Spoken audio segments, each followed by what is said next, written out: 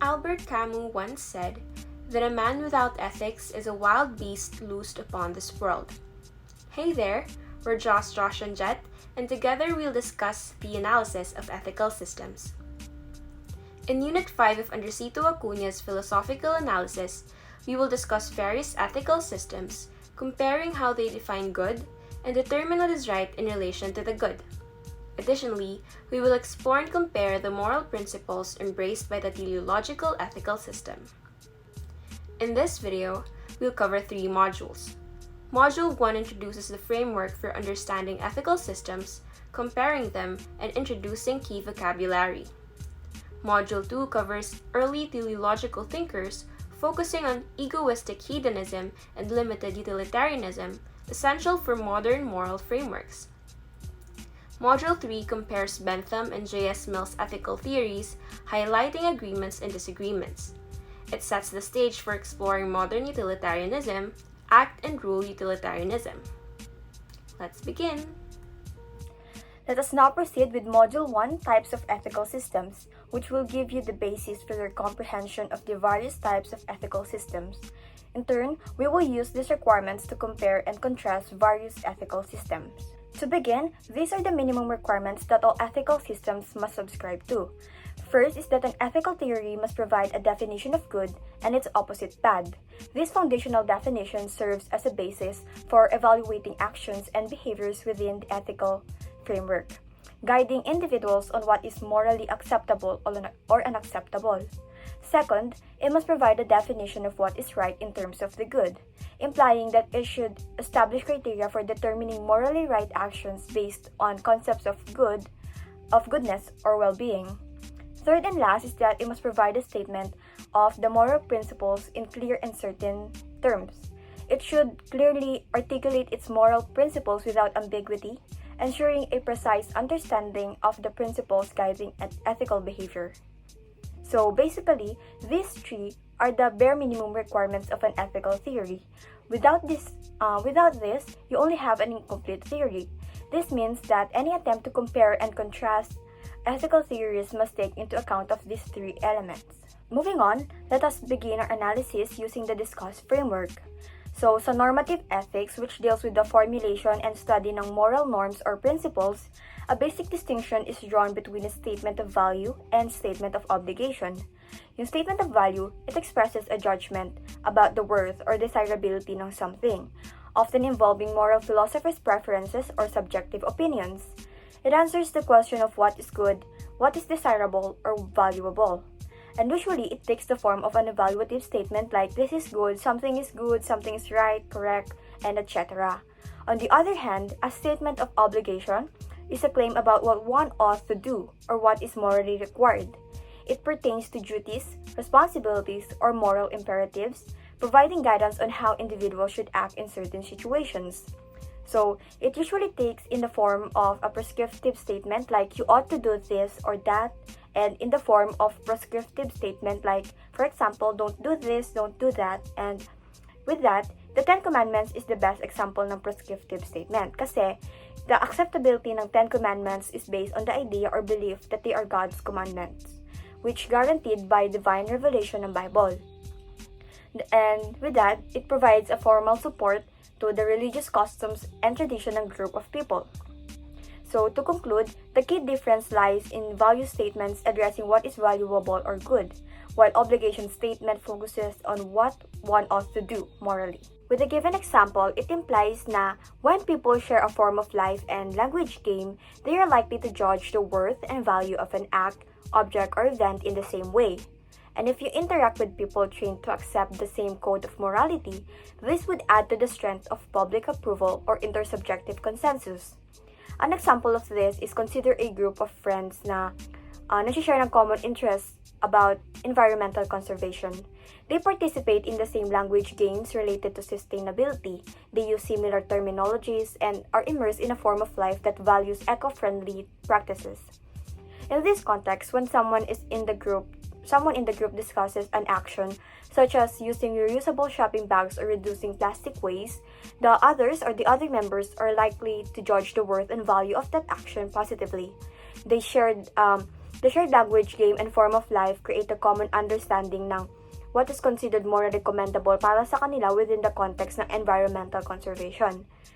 Therefore, there is a strong intersubjective consensus among the group members regarding the ethical value of certain behaviors, reinforcing their shared commitment to sustainable living. When it comes to moral concept of good, moral philosophers draw an important distinction.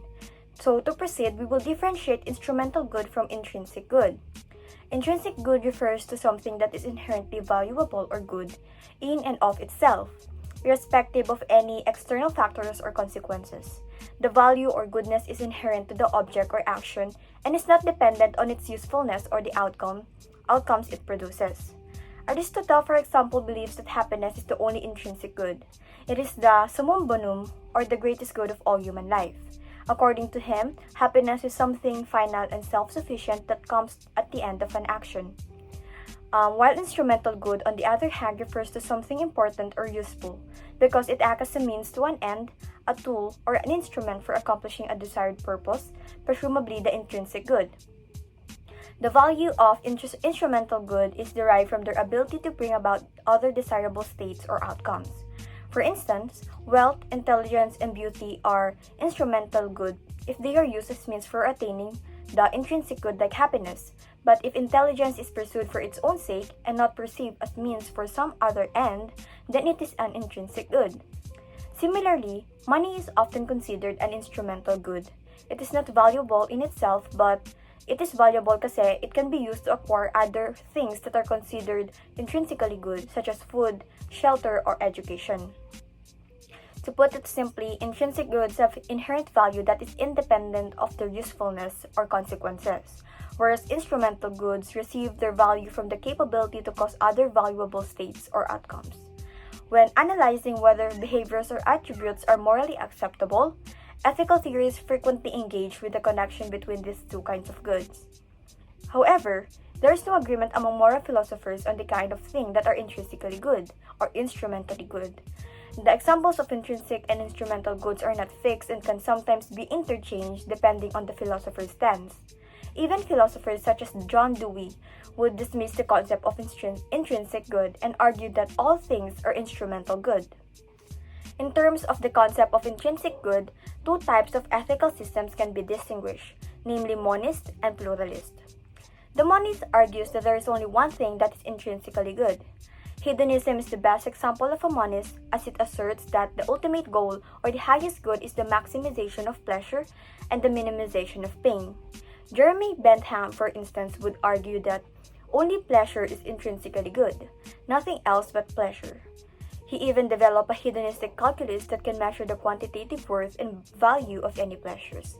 He believes that there is only one kind of pleasure, hence the quality of pleasure is unimportant.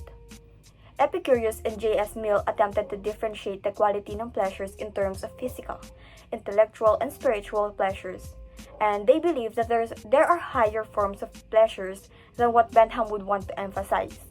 In contrast, the pluralist believes that there is more than one intrinsic good. It contradicts the hedonist position that believes that pleasure is the only intrinsic good. A pluralist is also a non-hedonist, kasi he is saying that pleasure is not the only intrinsic good, but many things are. Plato, for example, believes that the good is a mixed life. It is a balance of many elements which are necessary to make up the good. Some of these elements are proportion, beauty, intelligence, wisdom, science, pure pleasure of the soul, and etc. In the case of W.D. Ross, there are 4 things that are intrinsically good: virtues, disposition, knowledge, pleasure, and the just proportion of pleasure to the virtues.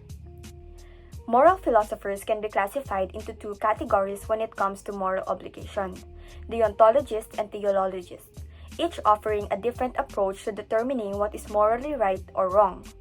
According to deontology, certain actions are inherently right or wrong, regardless of their consequences. If you are a deontologist, you will judge the rightness of an act by considering the act alone, and you are obligated to follow these duties irrespective of the outcomes. The 10 Commandments is an example of a deontologist's viewpoint, since the prohibited acts are specified in clear and simple language. It provides a list of moral rules such as you shall not murder, you shall not steal, and you shall not bear false witnesses, which are presented as absolute and morally valid. There is no provision for exemptions or exceptions, and your actions are correct as long as you obey them. For example, honor your father and mother is presented as a moral duty, regardless of the consequences that might result from obeying this commandment. Therefore, it suggests that the nature of the act itself decides whether or not it is right. On the other hand, teleological theories assert that the rightness or wrongness of an action is determined by the overall balance of good or bad consequences it produces, that of maximizing the intrinsic good. So, if you are a theologist, you will not be able to decide if an act is right or wrong by virtue or the nature of the act alone. So, if happiness is the intrinsic good, then any activity that maximizes happiness is right, and that any action that accomplishes the opposite is wrong. In short, the ontologist focuses on the inherent nature of actions and adherence to moral duties, while teleologists assess the morality of actions based on their consequences. The teleologist is further classified into those who benefit from proper actions that maximize the intrinsic good. In this case, there are two systems of view on teleology: egoism and utilitarianism. Egoism centers on the self and asserts that individuals ought to act in their own self-interest. So, it is self-directed. It asks what actions will maximize the greatest good for me. In this, actions are deemed morally right if they maximize one's self-interest, even if they may come at the expense of others. It doesn't necessarily mean acting selfishly or disregarding the well-being of others, but it emphasizes that individuals should promote their own interests first. In Plato's version of egoism, he states that each person ought to do what will further his self-interest. There are reciprocity versions of egoism, when you are enjoined to do an act that will benefit another person because you expect that person to do the same to you, is called the dop egoism. Moving on, utilitarianism is in contrast to egoism because it is other-directed. It focuses on the overall consequences of actions. It asks what will maximize the good for the greatest number. A final classification of this is based on the beneficiary of the good, and asks the question, who will benefit from the good consequences of the act? Actions are considered morally right if they produce the greatest amount of happiness or pleasure for the greatest number of people. It often involves weighing the positive and negative consequences and making decisions that maximize the overall net happiness in a given situation. There is also a version of utilitarianism which we call limited utilitarianism, wherein if the consequence of the act is calculated to benefit only a part or sector of the population, an interest group or a class, and if in the process it makes the other sectors worse off, the proponents of this are the various interest groups in our society, family, NGOs, religious groups, and political parties. The contrast with limited utilitarianism is the universal utilitarianism, which is believed as the pure form of utilitarianism kasi it is against maximizing the good that is calculated to benefit only a small sector of society. Maximization of good should be provided to all humans without distinction, and it believes that everyone is to count for one and no one for more than one. This principle is a way of emphasizing the equal moral worth of individuals and promoting a fair consideration of everyone's well-being. To put it briefly, egoism emphasizes individual self-interest, whereas utilitarianism emphasizes the overall well-being of all affected individuals, with the goal of maximizing happiness or pleasure. Egoism is a type of self-interest ethics, wherein utilitarianism is a consequentialist ethics based on the action outcomes. In a teleological ethical system, the fundamental principle asserts that the inherent nature of an action cannot independently determine its moral status as right or wrong. Instead, moral judgment hinges exclusively on the consequences of the action, specifically the extent to which it promotes or contributes to the overall good. This stands in stark contrast to deontological ethics, wherein the morality of an act is determined solely by its intrinsic nature, irrespective of its outcomes. Teleologists acknowledge that certain actions may generally lead to the maximization of good, providing a useful guide for ethical decision-making. However, crucially, they maintain that this guideline is not an inflexible criterion for judging the morality of an action. There is no categorical assurance that adhering to this trend will consistently yield morally superior outcomes. In some instances, a teleological perspective entertains the possibility that contrary actions seemingly at odds with the general trend, may in fact generate more good. Consider, for instance, the moral complexity surrounding truth-telling. While truthfulness may traditionally align with the promotion of good, a teleologist posits that circumstances might arise where lying, contrary to the established trend, could actually result in a greater overall good. In certain moral dilemmas, the conventional understanding that truth-telling maximizes positive outcomes may be challenged, prompting a reevaluation of ethical choices in pursuit of the greatest possible good. Within the realm of teleological ethics, a fundamental disagreement revolves around the essential nature of the intrinsic good that should be maximized or promoted. This split becomes apparent when examining the perspectives of quantitative hedonists such as Jeremy Bentham and qualitative hedonists exemplified by John Stuart Mill. The former contends that the ultimate good is synonymous with bodily pleasure, emphasizing a quantitative approach. In contrast, the latter posits a qualitative stance, asserting that intellectual pleasure represents the pinnacle of intrinsic good. The core of this disagreement lies in the monist view embraced by both quantitative and qualitative hedonism. Monism asserts the existence of only one intrinsic good, a singular standard against which actions are measured. For quantitative hedonists, the yardstick is the quantity of bodily pleasure generated, while qualitative hedonists prioritize the qualitative aspects of intellectual pleasure. Conversely, non-hedonists, often identified as pluralists, challenge the monist perspective. They reject the notion that there is a singular intrinsic good and posit instead that various factors can be deemed intrinsically good. This pluralistic stance acknowledges the complexity of ethical considerations and recognizes that no single metric can adequately capture all that is valuable. This version of teleology is dubbed as utilitarianism, which will be further explained later. Teleological theories within ethics also differ fundamentally based on their perspectives regarding the ultimate beneficiary of the intrinsic good or on who benefits from the good.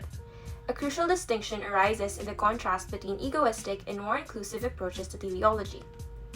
Egoism, a form of teleology, centers on the moral agent as the primary beneficiary, so an egoist aims to maximize their own pleasure and self-interest.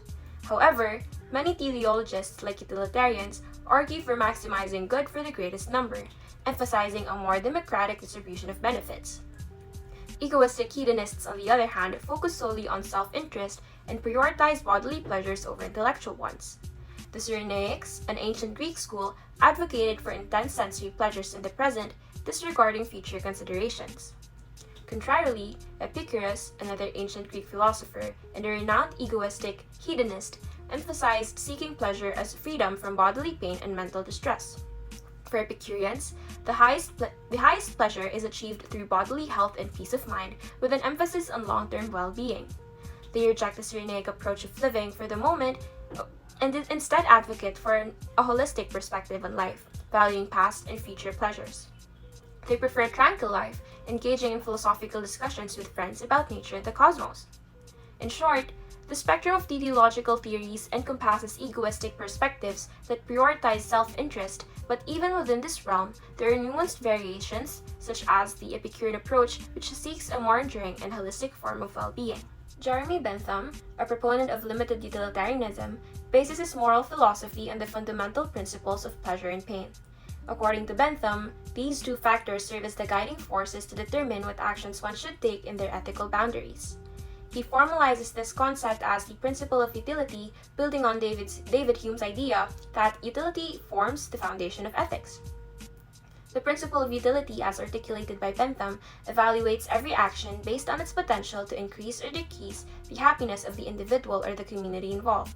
Or simply, utility is the measure of the potential of an action or an object to produce happiness, or more concisely, to prevent the occurrence of pain. To continue, while utility can be directed towards an individual or the community, Bentham emphasizes that considering both is essential. He argues against discussing the community's interests without factoring in individual interests, emphasizing the democratic notion that each person's value is equal, where everyone counts as one and no one counts for more than one. However, Bentham appears ambivalent as he also defends egoism, or the pursuit of one's own happiness. This aspect of his theory raises a challenge, as individuals motivated by self-interest may not consistently act in the interest of the entire community. The potential conflict arises because there isn't always a guaranteed harmony between personal and social interests. In essence, Bentham's utilitarianism, while emphasizing the importance of considering everyone's well-being, grapples with the tension between individual self-interest and the broader welfare of the community. Jeremy Bentham introduced the concept of the hedonistic calculus as a tool to assess whether an action aligns with the principle of utility, which seeks to maximize pleasure and minimize pain. When faced with uncertainty about the value of different pleasures, Bentham proposed specific criteria for measuring and comparing them. In evaluating pleasures and pains, one considers their intensity, duration, certainty or uncertainty, and propinquity or remoteness. The intensity of a pleasure or pain involves gauging its strength, how powerful and impactful it is. Duration pertains to the length of time that the pleasure or pain persists, offering insight into its temporal aspect. Certainty or uncertainty involves evaluating the likelihood of the pleasure or pain occurring, how assured or unpredictable it is. Propinquity or remoteness focuses on the temporal proximity of the pleasure or pain, indicating how soon it is expected to happen in relation to the present moment. These factors help in determining the potential impact of an action on overall well-being. Additionally, when assessing the tendency of an act, three criteria come into play: fecundity, or the likelihood of a pleasure being followed by more of the same; purity, the likelihood of a pleasure being followed by pain; and extent, the number of people affected by the pleasure or pain. According to Bentham's ethical stance, an act is deemed morally right if it maximizes the total pleasure for the community. The moral agent is expected to aim at producing the greatest happiness for the greatest number. Notably, individual happiness is not prioritized over the collective well-being of the community. It's essential to recognize that Bentham's ethical theory is often referred to as limited utilitarianism because it focuses on the happiness of a specific community rather than encompassing all of humanity. Now, let's move on to Module 3, Utilitarianism. According to Professor Acuña, utilitarianism is the most influential moral philosophy. Jeremy Bentham was its founder, and he took the principle of utility from David Hume. When Bentham read Hume's principle of utility, he said, "I felt as if the scales had fallen from my eyes. I then, for the first time, learned to call the cause of the people the cause of virtue." Scholars of Bentham believe that this was the source of what he said about moral goodness, that moral goodness is democratic. Now, we have an example here that I would like to read. If one is confronted with a moral dilemma and does not know what to do, he scales and measures the gains and the losses of the alternatives in terms of balance of pleasure over pain. The alternative that is produced in one's calculation is the greatest balance of pleasure over pain, or the smallest of balance of pain. This is the right thing to do. So, in simple terms, if you're unsure about a moral choice, you weigh the pros and cons in terms of pleasure and pain. The right decision is the one with the most pleasure or the least pain. Do note that this procedure of Bentham is purely quantitative, and the proposal of Bentham of a hedonistic calculus applies to anyone to measure quantitatively the amount of pleasure over pain in any moral situation. Now naman, let's talk about John Stuart Mill and the greatest happiness principle. Let's dive into the philosophy of John Stuart Mill, the renowned utilitarian. Mill, a key figure in utilitarianism, established the core of his moral philosophy by asserting the existence of an ultimate good, or summum bonum. According to Mill, all moral actions should be directed towards achieving the greatest happiness. This foundational principle shapes the framework of Mill's utilitarian perspective. So para kay Mill, our aim is to enhance society's well-being by minimizing suffering and maximizing pleasurable experiences for as many people as possible. So sinabi rin ni Mill na what makes an action right is its actual consequences, not just the nature of the act. The value of our actions depends on whether they do good or not. Now naman, let's talk about qualitative hedonism. We've talked about quantitative hedonism by Bentham. Now, tingnan natin kung ano sinasabi ni Mill. So Mill diverges from Bentham's on two key points here. Unlike Bentham's purely quantitative approach, Mill argues for distinction between superior and inferior pleasures. So Mill said here that it's better to be a dissatisfied human with intellect and moral than a satisfied pig or fool. People who prefer the latter lack a full understanding of both sides. So Mill cites Epicurus here, asserting higher pleasures beyond the physical, encompassing intellect and spirituality. So they both emphasize intrinsic superiority in certain pleasures. So in simple words, para sa kanila, ang meaning ng mga superior pleasures ay ang intellectual pleasures, artistic pleasures, and spiritual pleasures as compared sa mga physical pleasures and sensual pleasures like eating good food, sexual indulgence, listening to music. So, if may mga intrinsically superior pleasures, ano ang criteria for this? Well, Mill suggests that a judge having experienced both pleasures can determine which is more desirable. This involves first-hand experience to assess and prioritize different pleasures. So Mill's proof has been a subject of debate to utilitarian scholars. An interpretation of Solomon of Mill's proof is as follows. 1. One's own happiness, pleasure, is the only thing desired by each person. So 2. Therefore, the general happiness, happiness of all, is the only thing desired for itself by all. 3rd, the only test of something's being desirable is its being desired. 4th, therefore, the general happiness is the only thing desired in itself. 5th, therefore, the only test of rightness or wrongness of their actions is their tendency to promote general happiness, the greatest happiness for the greatest number. Now, let's talk about non-hedonistic utilitarianism. So there's a third form of hedonism called non-hedonistic utilitarianism. This means that there is a broader category of the pluralistic definition of good. Goods may include beauty, wisdom, knowledge, and pleasure. And all these good must be enhanced for everyone. Now let me introduce to you Hastings Rushdal. So Hastings Rushdal was a non-hedonistic utilitarian. He believed that the right action maximizes overall good. This suggests that various goods are in some way comparable and share a common purpose. So with this, sinabi niya rin yung ideal utilitarianism. So this means that this holds that actions are morally right or wrong based on their tendency to produce an ideal end or good for mankind. So this encompasses but isn't restricted to pleasure as the ultimate goal. So hindi siya limited sa pleasure. It goes beyond. So now let's talk about act utilitarian and rule utilitarian. So Epicurus, Bethnal, Mill, and Rushdal were all act utilitarians. So ang meaning ng morality sa kanila is the maximization of pleasure and the minimization of pain. So to judge an act for it to be right or wrong is according to the consequences itself. So the question here is, did it promote the greatest good for the greatest number? So if you're a rule utilitarian, you would apply the principle of utility to general rules and not to specific acts.